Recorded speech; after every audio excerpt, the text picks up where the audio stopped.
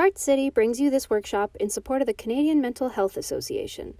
The CMHA provides advocacy, programs, and resources that help to prevent mental health problems and illnesses, support recovery and resilience, and enable all Canadians to flourish and thrive.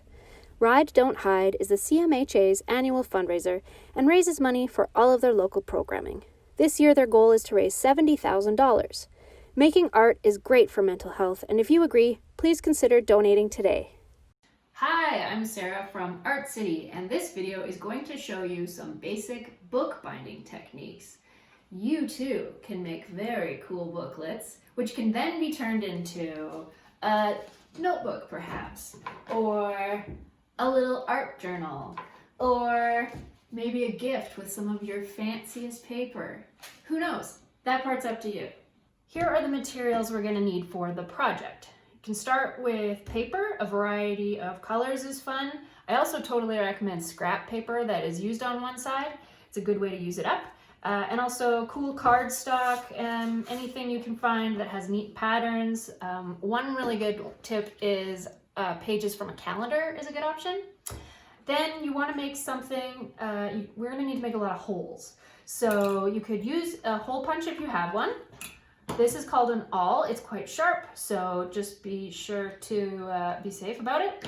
Or what I like to use often is an X-Acto knife. It's good for both punching holes and for trimming paper edges. Scissors can be useful. A pencil could also be good. This is a bonus tool that you don't need. It is a bone creaser, and that is for creasing edges really crisply. Needle and thread, vital to this project.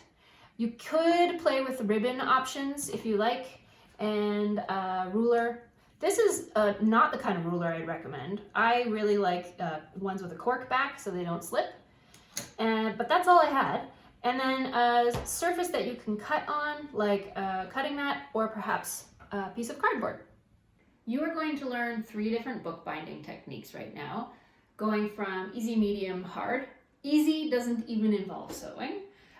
For this one, you're going to need some paper to fill your pages, a piece of cardstock that will be your cover. I'm very excited to show you that I have a cool 2-sided pattern piece, and an elastic. So the way you want to think about this is that all of your inner pages need to be the same size, and ideally the width of this elastic band stretched just a little.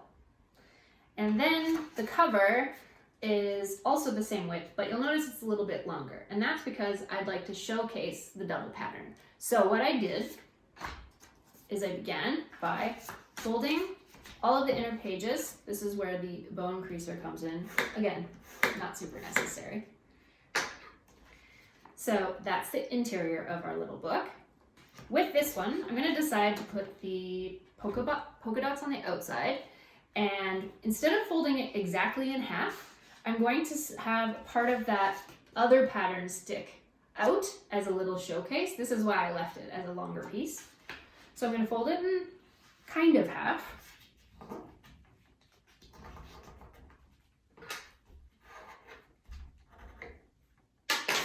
All right, so all you need to do is insert your interior pages into the cover, like so. How do you bind it, you ask? Very simple. What I like to do is I take my scissors and I cut the very little corners off. This creates a little tiny notch in the paper.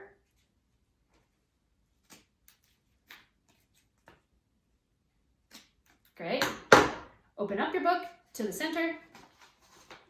Slip the elastic around, and then you're going to fit the elastic into the notches that you just cut. This just adds a little stability so that the elastic does not slip. Fold it up. Book 1 done. Now that you've completed your first book, I'm going to show you another very simple binding technique. It does use a needle and thread, and it is called the saddle stitch binding technique. I have decided to use a wood print cover, and then I've decided for fun to alternate the interior pages with a pattern of white, a little purpley blue thing, bit more white, and then a nice goldenrod color. To add to the fun of this project, I would like to sew this into a style of book called a graduated pages book.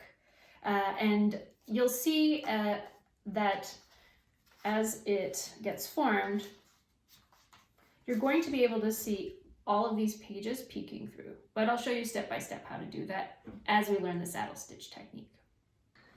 So to do the saddle stitch book, you start by making all of your pieces of paper the same size.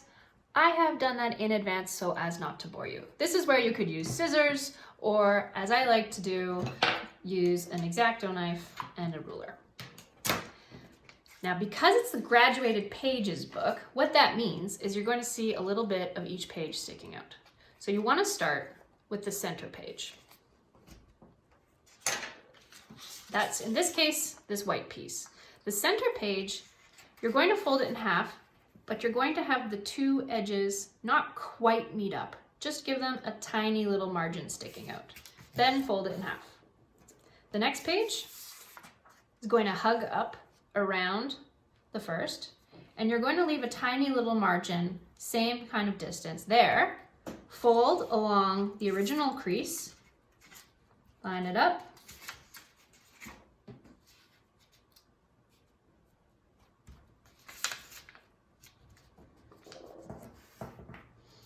then you're going to keep doing that with each piece. Poke a little bit out on the outside, fold along, continue,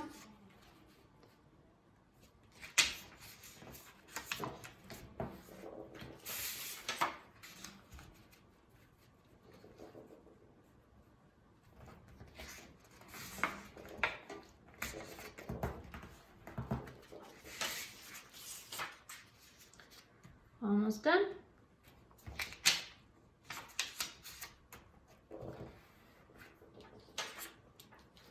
And then the final one is this cover, the wood grain on the outside.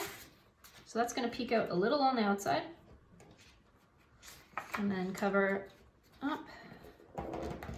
Great. So this design is called a graduated pages book.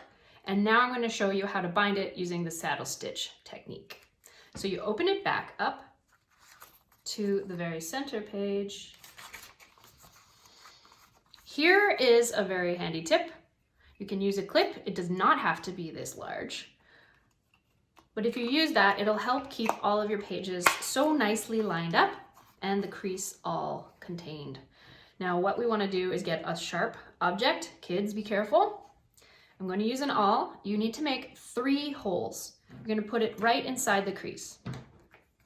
I'm going to mark it with a pencil first. I'm going to do one that's approximately in the middle. And then I'm going to do 2 dots that are equidistant or the same distance from the center, like so. And these are the spots that I'm going to punch an awl hole through all the pieces of paper. Just move carefully and always make sure that the sharp edge is pointing away from you. Last hole.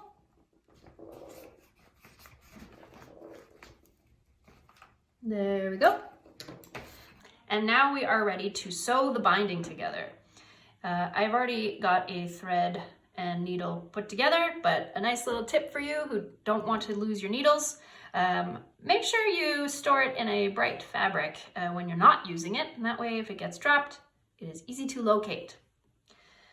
So we are going to go into the center hole, pull it through, and leave a few inches of a tail. Sometimes I like to hold it with my fingers so I keep it stable. Then you put it into one of the other side holes. Pull it out, make sure it's tight. You go back into the center hole. And back into the other outer hole. So you're kind of sewing a figure 8. Now you can remove your needle. And as simple as that, you just tie a couple knots. I like to try to center the knot right in this, over the center hole so that you don't see it so much. And do a double knot minimum. Of course, you could add more if you'd like. Make sure it's nice and tight. I like to leave a little bit of the thread sticking out. Actually, it's a nice reminder of the handmade nature of this project. Then you just unclip, fold it up, and now you've got your graduated pages book using the saddle stitch technique. Okay, our third and final bookbinding technique is the Japanese stab binding style. This one is quite different because your pieces of paper do not have any folds. They are all individually sized, all the same size. And you'll have two pieces for the front and back cover. Make sure they're all cut the same length. Make sure they feel all nicely tapped together, and then our trusty clips to hold it all in line. There's one. I'm going to use another one on this side. Now we'll start sewing. So this left side along here is going to be where the binding happens, and then the book will open like so. You're going to punch 4 holes. You're going to start with the 2 corners, and then you're going to place 2 in the center. I've chosen to make them equally far apart, but you don't have to do that if you don't want. Always remember to use sharp objects away from you. And if you don't want to use or don't have a sharp object, a hole punch does a great job. It just creates a bigger hole, but then that gives you the opportunity to use something chunkier like a yarn or a ribbon for the project. So after you've got the holes punched, you need another needle and thread. For simplicity, I'm going to just number these holes so that you can walk through this easily. Hole 1, 2, 3, 4, original, I know. We're gonna start with hole number 3, surprisingly. You're going to come up from the back of your book. Sew up, leave a nice long tail so that your whole project doesn't just, fall through.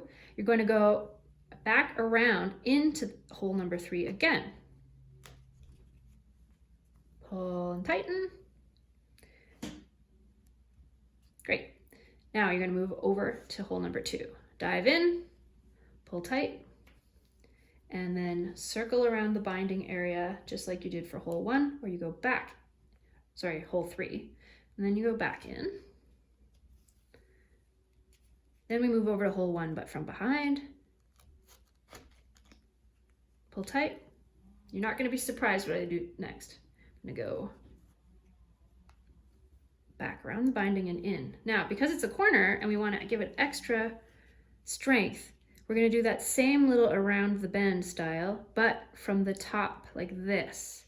So we're going to go in.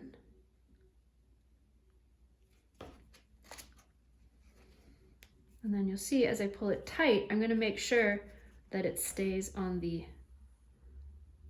other edge. So now we've got these 2 corners. Now you can see there's a pattern emerging. Now I'm going to go back into hole 2.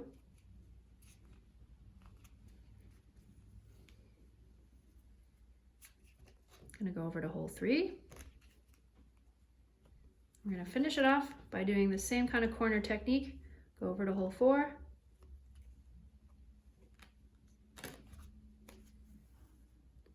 Go around the binding corner.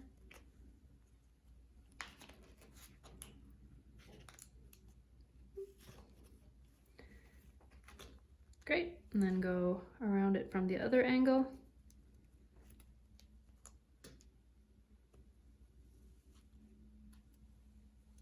And that's good. And then you find your original tail of your first thread. And this is where I like to, for strength, kind of do a little sewing. Go under the thread so that you have a nice tight attachment area. Great. I'm going to cut this a little shorter for workability. Then you just want to tie it off. So you can do this with more than 4 holes. You could do a really tiny little binding with an even number of holes is the key. So you could do it with 8 or you know, get wild. Do 100 holes. I don't know. That would be a pretty monster book. But anyways, tie it tight. Trim it. You could also use a tiny speck of white glue, a little dot of it, to sort of finish off that edge. Anyways, then unclip. The first time you open your book, you're going to want to kind of enhance the folding right here along those lines. So sometimes I use a straight edge and open it up on that straight edge, and I do the same for the back cover.